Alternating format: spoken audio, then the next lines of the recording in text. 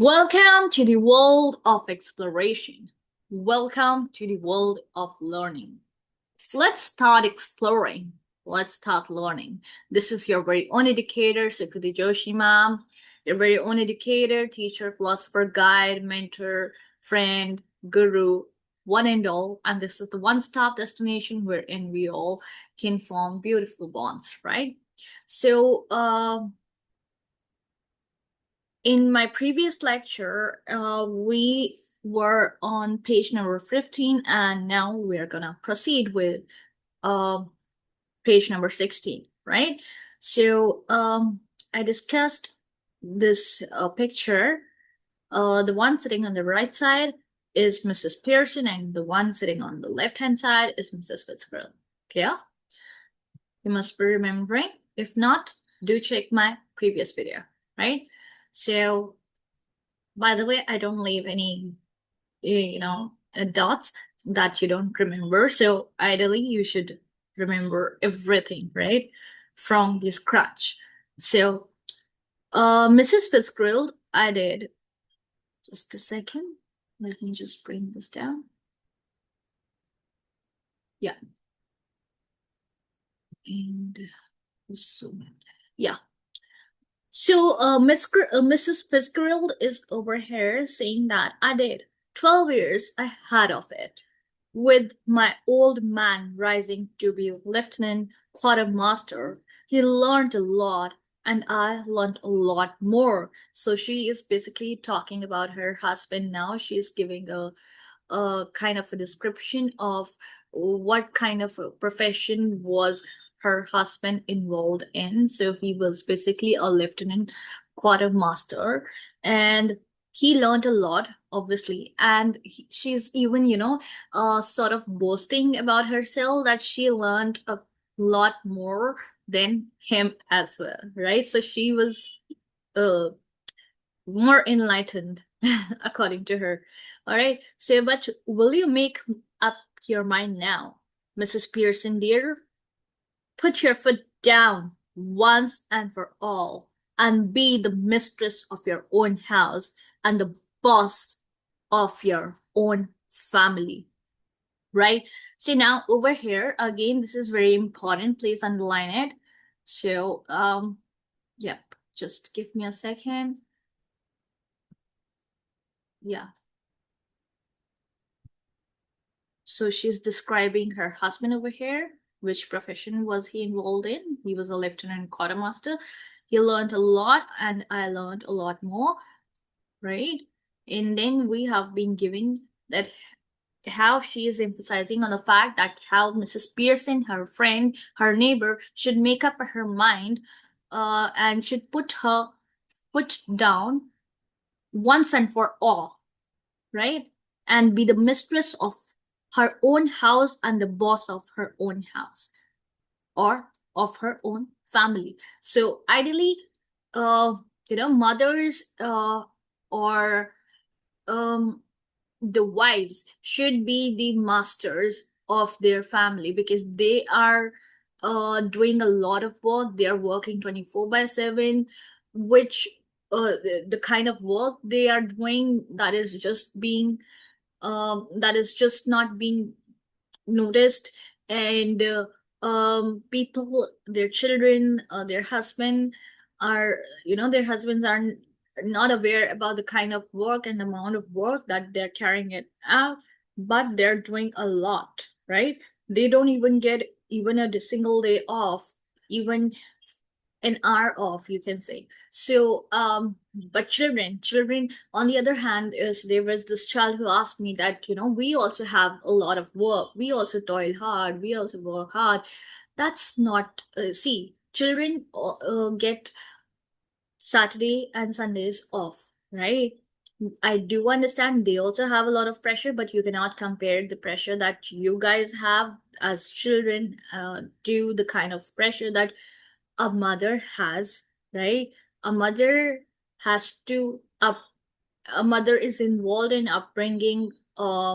Is involved in taking care of her children, ensuring love and care, and for her children as well as for her husband, and taking care of the entire household, the chores and everything, right? So she's responsible for carrying out several activities which are not considered, whether they are considered in the economy or not. So it depends from one woman to another. Some might be working, some might not be. So we are here, over here in this play, we are talking about um a housewife, a homemaker. So she is the one who creates a house, a home. She turns a house into a home.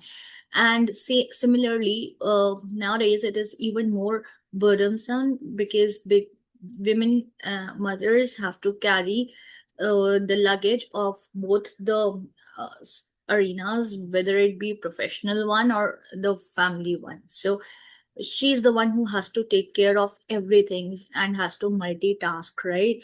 like like a proper devi. So that's why girls or women are, you know they are supposed to be having divine like qualities. Not only supposed to have, they have divine like qualities. They are the epitome of divinity, right? So then we move on to Mrs. Pearson. She is smiling apologetically. That's easier said than done. Besides, I'm so fond of them, even if they're so thoughtless and selfish. They don't mean to be. So now she's basically, Mrs. Pearson is over here, smiling, apologetically. That I'm sorry for the kind of behavior that they have, for the kind of way they conduct themselves. She's saying that, but Mrs. Fitzgerald, that's easier said than done.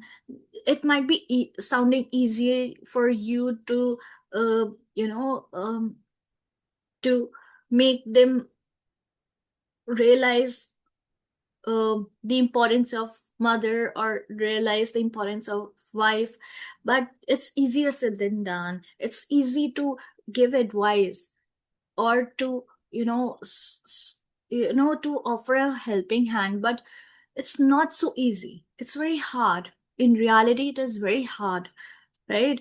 When it comes to implementation part, I'm just not able to do that, right?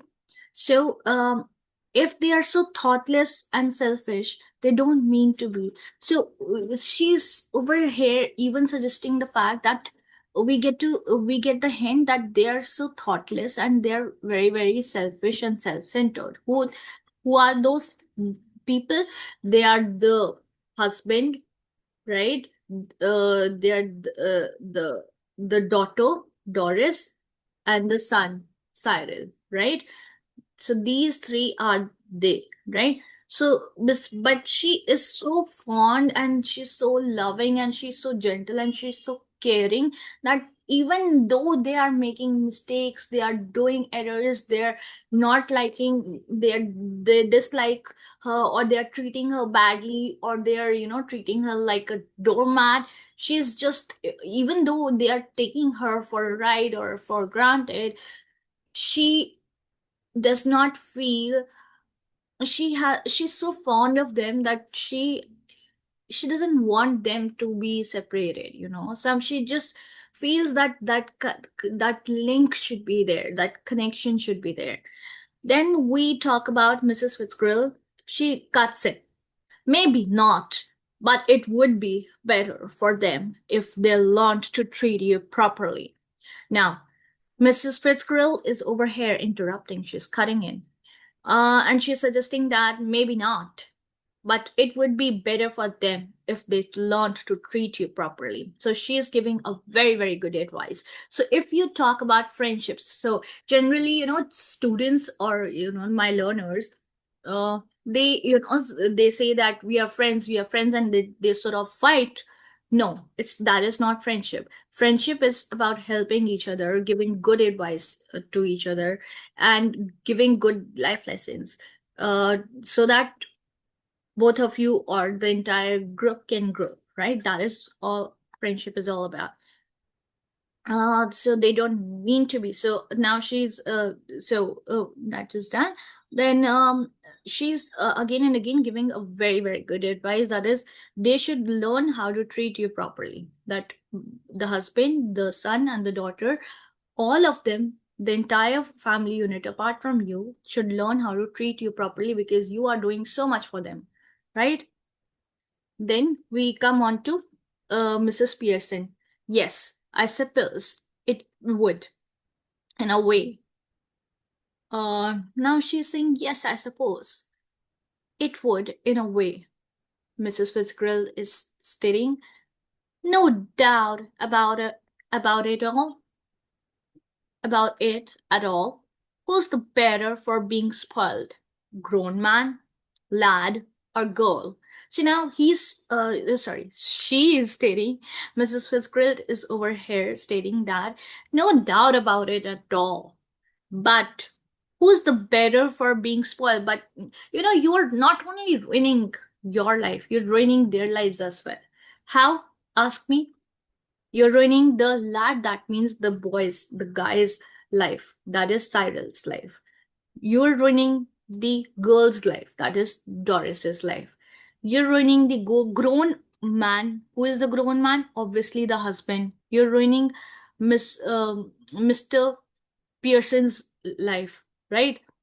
So nobody you think it does them good when you run after them all the time. So she's, making her realize, making her confront the truth, making her see the mirror that it does not do any good when you run after them all the time. So if you keep running after them, after the kids, after the children, after the husband all the time, they will start they will start neglecting you, they will start taking you for granted, they will not have any sort of respect or dignity for you, right? So she's giving a very wise advice. Wow, wise advice. I think yesterday also I did. Okay. So take their orders as if you were the servant in the house. So you're not supposed to take any orders as if you are the servant in the house. No, you are not the servant of the house, you are the master of the house, right? So you're not supposed to take any orders. Rather you are supposed to give them the orders, right? Clear? I'm simultaneously highlighting, so please take a note of it. Stay at home every night while they go out enjoying themselves. So now over here again, the plight of a mother or a wife has been shown, that how you know the children go out in order to party, they go out into clubs and they just want to enjoy, they just want to be themselves and enjoy themselves at any cost, right? They are not aware about whether what is good, what is right, what is wrong. They are not aware about um who should they hang out with, what is good for them, what is not, what is right, what is ethical, what is ethical, what is not, what is moralistic, what is not.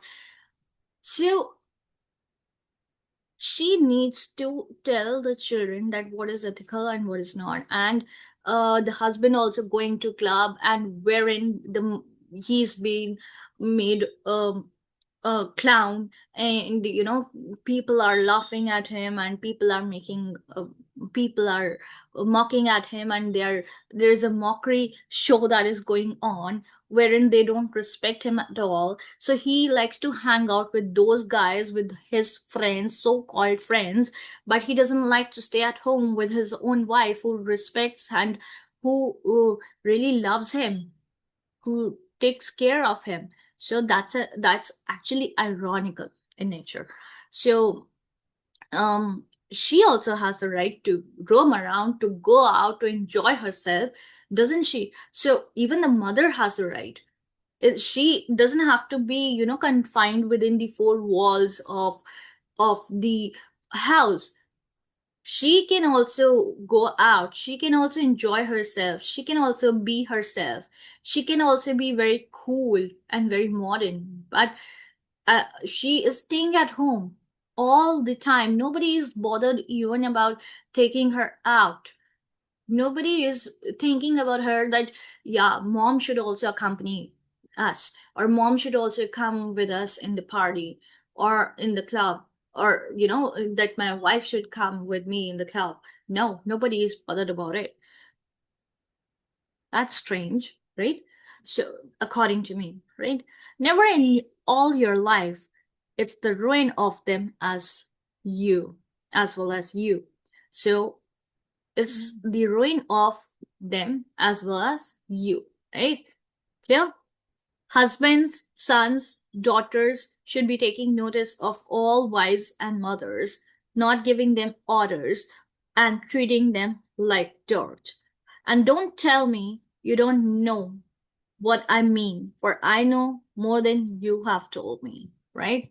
So, husbands, so she's actually suggesting this right thing, that husbands, whether it be a husband or a son or a daughter, they should be taking notice of wives and mothers, not giving them orders and treating them like dirt. So it shouldn't be that they are treating you like a doormat, or they're treating the children are also treating you like a dirt or a doormat, or husband treating a wife like a doormat or a dirt. It shouldn't be like that. And she's right. Mrs. Pearson says dubiously.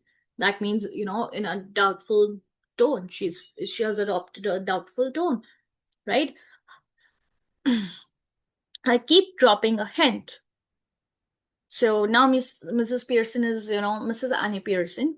It's her full name, as I mentioned in my previous lecture. So now she sort of says that in a doubtful manner, yeah, I keep dropping a hint. That means I keep, um I want to inform or tell, or and I feel like instructing them, but they don't understand my hints. They don't pick my hints. They just do what they feel is right, or whatever they want to do, right? Then Mrs. Fitzgerald hint. It's a more sorry, it's more than hints your family needs, Mrs. Pearson. So now she's actually baffled. Mrs. Fitzgerald is baffled. What are you talking about? Hints? Are you really talking about hints? Your family needs more than hints. It's not gonna work out like that. If you drop a hint that way, it won't work, right? So Mrs. Pearson again is, in a dubious manner. That means in a doubtful way, she says, I suppose it is, but I do hate any unpleasantness, and it's so hard to know where to start. I keep making up my mind to have it out with them, but somehow I don't know how to begin. She glances at her watch, or at the clock. Oh, good gracious! Look at the time. Nothing ready, and they'll be home any minute.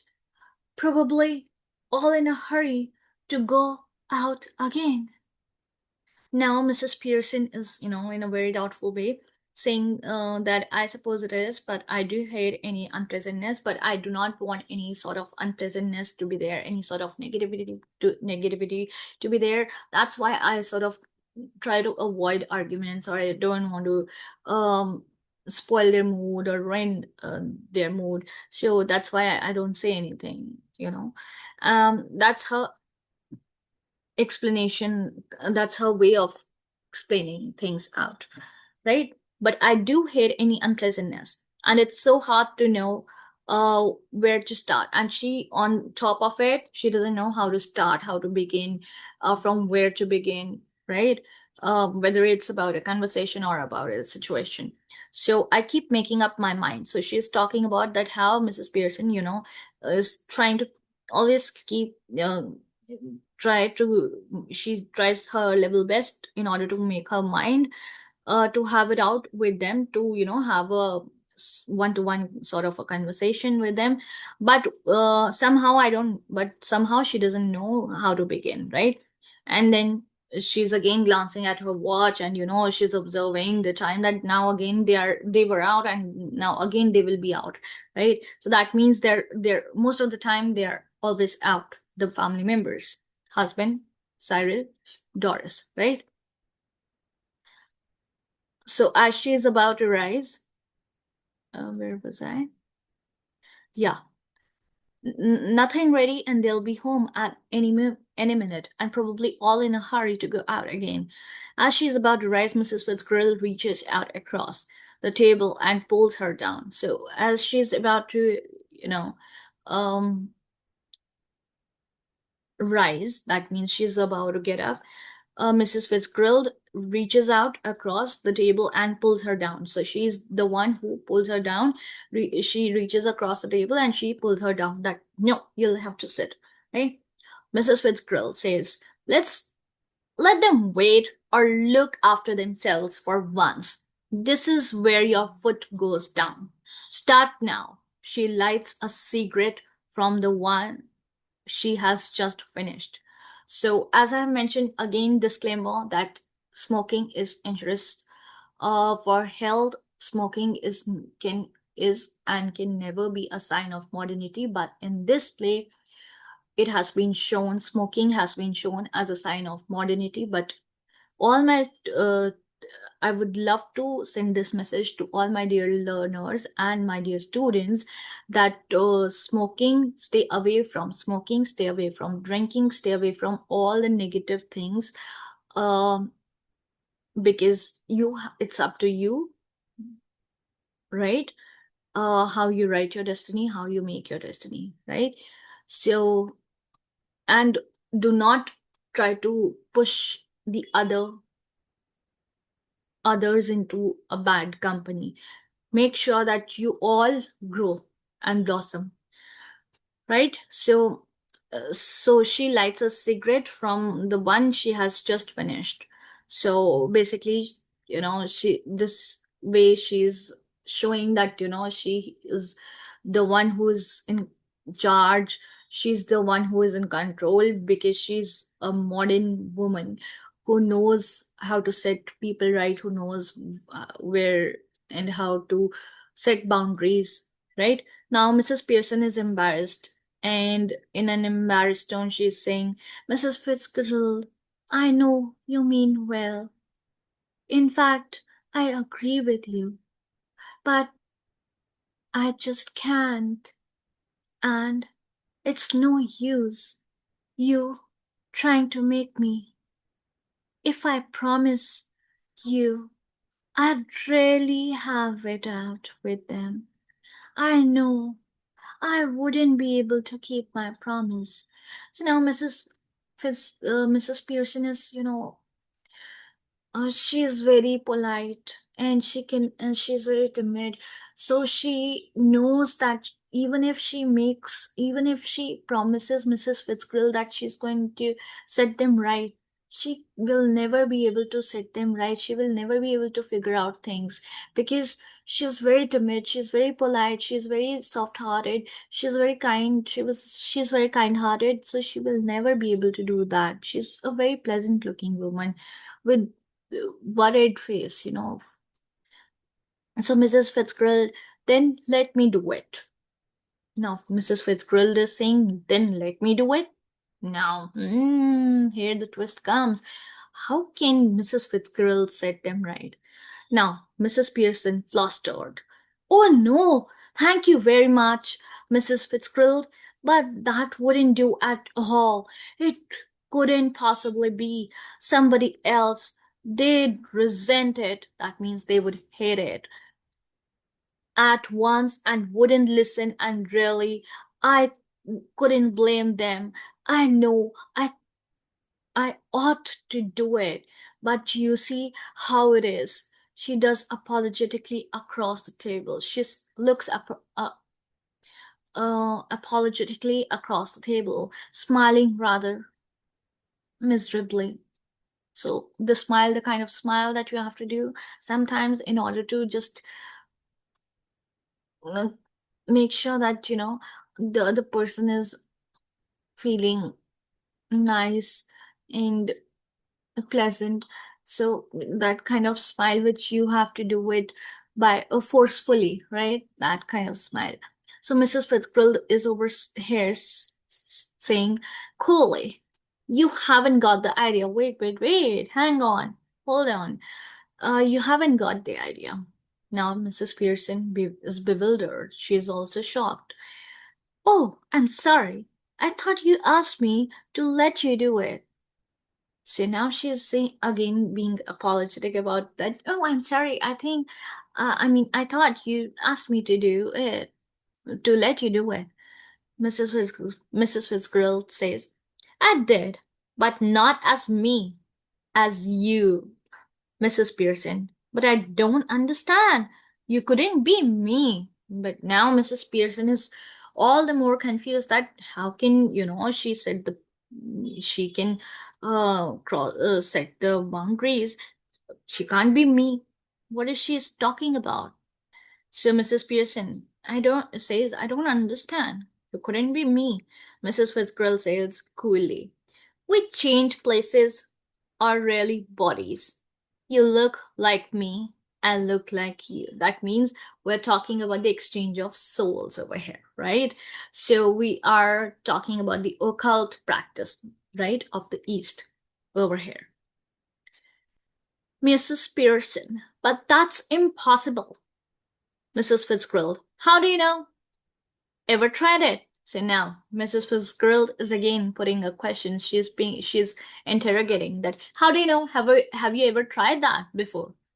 So Mrs. Pearson says, "No, of course not." Mrs. Fitzgerald, again in a cool manner, she was very cool, she said, "I have. Not for some time, but it still ought to work. Won't last long, but long enough for what we want to do. Learned it out east, of course, where they're up to all these tricks." So East over here stands for the, whenever we say Middle East, East, we are talking about the Asian countries, right? And West, US, America, Canada, all that stuff, right? Oh, sorry, all those countries, right? So not for some time, but of course, because whenever we talk about snake charmers, also India is known as a land of snake charmers. So we have magic in our country, on our land. We are a land of mystery, of enigma, of tricks, of magics, right? So she holds her hand across the table, keeping the cigarette in her mouth. "Give me your hands, dear." Mrs. Pearson, dubiously, again, doubtfully. "Well, I don't know. Is it right?" Mrs. Fitzgerald saying, It's your only chance. Give me your hands and keep quiet a minute. Just don't think about anything." Taking her hands, "Now look at me." They stare at each other, muttering, Ashta, Ashtata, Dum, Ashtata, Lum, Ashtata, Lum, Dum, Lum, Dum, Bona. It's just like a magic spell, right? A magic spell that is done. For example, we had Shakalaka Boom Boom, in which magic pencil was there, and in so I think he used to say something like magical magic spell, and then the or there was the charades, um um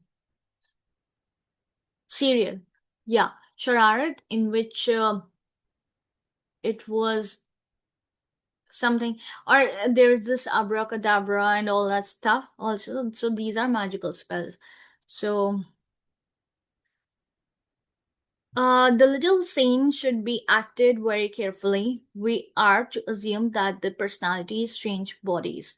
So this is a little scene, but it should be enacted very carefully. We have to assume, we are to assume that the personalities change bodies after the spell has been spoken. Both women's still grasping hands go lax. That means they, um, that means going lax is going like थोड़ा सा बेहोश हो जाना, ठीक है? So after the spell has been spoken, both women, still grasping hands, go lax. That means losing consciousness.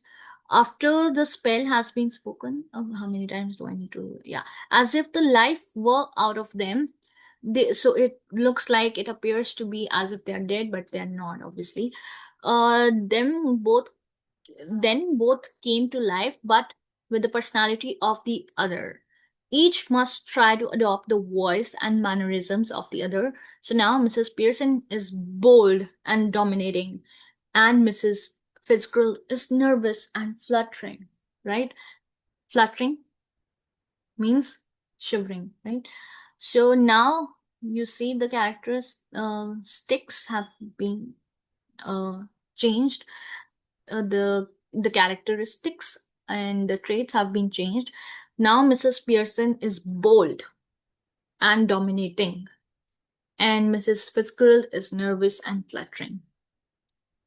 All right, so let me just.